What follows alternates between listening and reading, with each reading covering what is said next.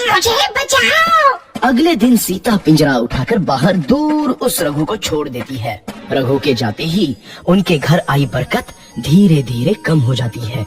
उन्हें बहुत घाटा होता है। सीता कहती है, ये क्या हो रहा है? अचानक इतना कैसे बदल गया? अभी तक तो सब कुछ अच्छा चल रहा था। रामू कहता है, लगता है भगवान हम पर रूठ गए हैं। चिंटू भी कहता है, लगता है अब मुझे खिलौने भी नहीं मिलेंगे। और वो रोने लगता है और बाहर चला जाता है। कुछ दिन बाद रघु तोता फिर से उस घर में आता है। वापस आया, मैं वापस आया। अब मैं जमकर अमृत खाऊंगा। रघु सीधा रसोई घर में चला जाता है और अमृत खाने लगता है। कुछ देर बाद सीता रसोई में आती है और रघु को देख कहती है, एक तो घर में पहले से इतनी दिक्कत चल रही है और ऊपर से ये तोता मुझे और परेशान कर रहा है। सीता रघु को वहाँ से भगा देती है। रघु उड़कर किसी कोने में छुप जाता है। कुछ दिन बाद धीरे धीरे उस घर की बरकत वापस आने लगती है। काम भी अच्छे से चलने लगता है। एक रात जब रघु तोता अमृत खाने जाता है तो पिंजरे में फंस जाता है।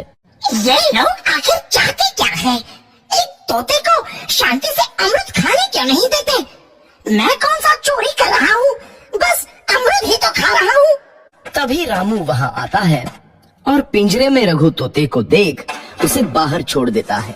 ये तोता भी कितना जिद्दी है, बार बार वापस आ जाता है। जैसे ही रामू रघु को छोड़ देता है, अगले दिन से फिर से उनके घर की बरकत जाने लगती है। काम में घाटा होता है। किसी को समझ नहीं आ रहा था कि ऐसा क्यों हो रहा है। रघु तोता घर आता है तो अचानक बरकत आती है और जब रघु तोता को बाहर निकालते हैं तो बरकत चली जाती है। एक दिन सीता रघु तोते के घर आने और बाहर जाने की स्थिति पर नजर रखती है। ये तोता जब भी घर आता है तो घर में बरकत आती है और जैसे ही ये घर से बाहर जाता है तो उसी के साथ बरकत भी चली जाती है। कहीं ये जादुई तोता तो नहीं है? अगली बार जब ये तोता घर आएगा तो मैं इसे कहीं नहीं जाने दूंगी। सीता रघु का बहुत इंतजार करती है, लेकिन रघु तोता दोबारा उस घर में कभी नहीं आता।